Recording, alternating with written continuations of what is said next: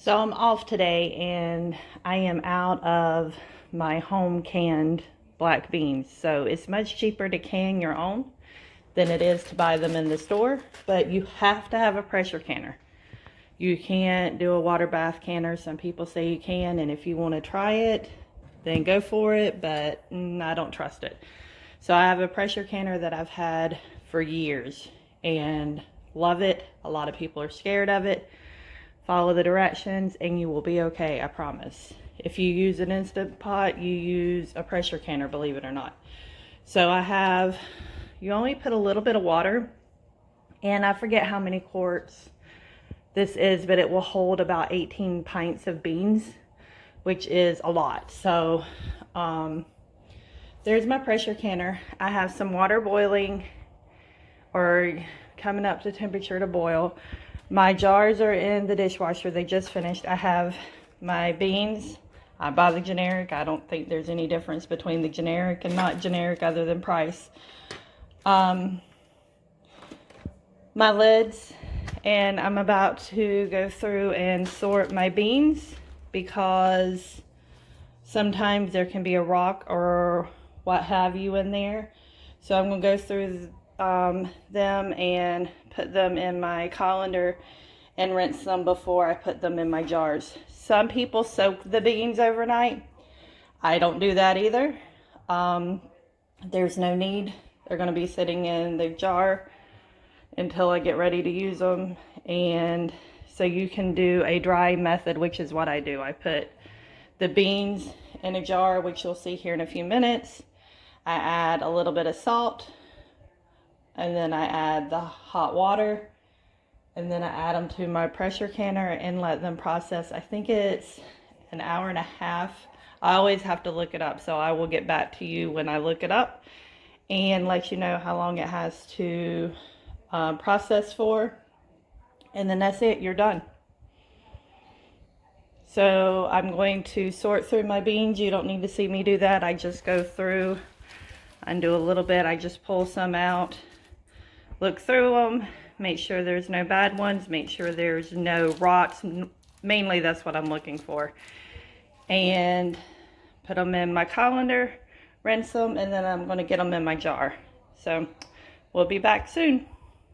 Okay, so I already have all my beans sorted and washed. I ended up with 9 pints of black beans, and that's from 2 1-pound bags, and 5 pints of kidney beans, and that's from 1 1-pound bag. I added a half a cup to each jar after I rinsed them. Then I also added a half a teaspoon to each of salt to each jar. Now I'm going to go through and add my hot water, and I'm going to leave an inch of headspace. That gives room for these beans to expand. And then once I do that, I move that, and then you have to wipe the rims of your jar so there's nothing in between that and the seal.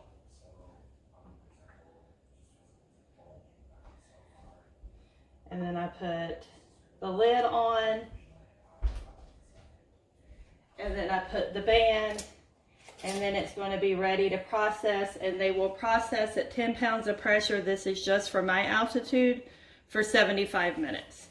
And then I have 14 jars of beans, and it costs me under $4. Now granted, you're going to have a startup fee when you buy your pressure canner and your jars and your lids and all of that, but it's still much cheaper than buying in the store, and you know what's in them, and you're your own quality control. And I got this tripod thing from Santa. He brought it to me and Steve because we like to go hiking, and every once in a while we'll do selfies when we go hiking. So you may have seen part of me in there. Yes, I'm still in my pajamas because this is life. And I am not one of those YouTubers who's going to get all dressed up and nice and fancy. I keep it real. So every once in a while I just add more water to my pot of hot water over here just to keep it full. And so when I add water, it's hot And because you can't, it's not smart to add cold water and then put it in a hot pot. Some people wait to turn on their pressure canner until they get all the jars in. I warm it up a little bit. That way it doesn't take as long to come to pressure. That's why I have to add hot liquid to my beans. That way they don't crack. So it's however you want to do it. Some people reuse these lids. I don't. Again, personal preference to me. If they don't seal, you got to re-pressure or reprocess them, I mean. And 75 minutes is a long time. And I don't feel like processing them again after 75 minutes. So I don't. But I've heard of some people doing it and it works well for them. I would rather play it safe. When it comes to canning, I'm very cautious because you have to be careful. You're dealing with food and botulism is real and you can't smell it or taste it. So I always err on the side of caution, and I always sterilize my jars in the dishwasher as well before I use them. So these were washed this morning before I did this. So I suggest everybody try it. It's easy. You know what's in your food, and it's much cheaper. Another thing that I also do that not everybody does anymore, but my mom did it as well. Once I wipe the rims, I put the lids on, which we already talked about. But my lids I have in a pot of water, and I don't bring it up to boiling, but I warm them up to kind of loosen this rubber part, and it's supposed to make it seal better. The newer ones, which they sell now, they say that you don't need to do that. I don't know, I guess old habits die hard, so I just keep doing it. Again, I don't want to reprocess anything, so I'll stick with what I know. So an inch of headspace, in case you don't know what that is, it's about right at the bottom of your jar. So what I use for measurement a lot, from this knuckle, which is kind of from this knuckle to this knuckle on your index finger, is approximately an inch. So you can kind of use that as a guide. Some of the new ones of these have guides at the bottom because you can see it goes down deep into your jar. So they have little measurements on them now. Mine is old, so it doesn't have one of those. One thing that I would love to find is they have glass ones, antique glass ones from years and years ago. I think that would be awesome, but I've not been able to find one yet. So that's on my would like to have list, but not must have list. Okay, so if you see, I've already got my, I don't know what you call that thing, but the ring thing on kind of in the bottom, because you can't set these jars directly on the bottom of a pot. They'll bust. So, and then I have another one that goes on top of this bottom layer that I'm putting in, and to separate the two layers. My manual says I can get 20 pints in here. I have never been able to do it. The most I've been able to get is 9. So we're just gonna, and I have 14 jars, so I'm going to end up putting 7 on the bottom layer and then 7 on the top layer. So I ended up getting 9 pints of black beans, and I'm going to end up getting 5 pints of kidney beans. And I use these for chili. I use 3 different types of beans in my chili. I use kidney beans, black beans, and pinto beans. I don't know. To me, it's good. And Steve and the boys seem to like it. His boys, my boys don't eat chili. I swear sometimes they're not mine, but I love them to death. But picky eaters, my boys are. So I keep stuff around the house that they will eat, that they can make themselves, and I don't have to worry about it or feel bad. So my jars are in. Now I'm going to put the lid on.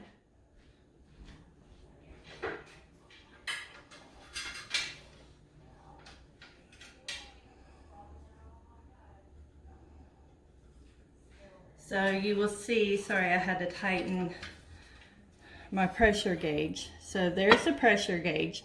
So once it gets up to 10 pounds of pressure, I can start,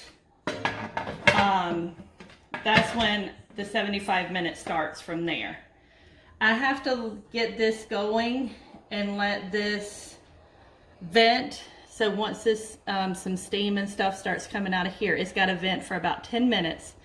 And then I think this thing's called a regulator. I'll put that on, and that makes that little noise. And then once it reaches 10 pounds of pressure, I set my timer for 75 minutes. And when it's done, I shut it off. Don't touch it, don't mess with it, don't remove this until all the pressure's gone. This little thing here will pop up once it reaches a certain pressure. That keeps your lid on and that keeps you safe.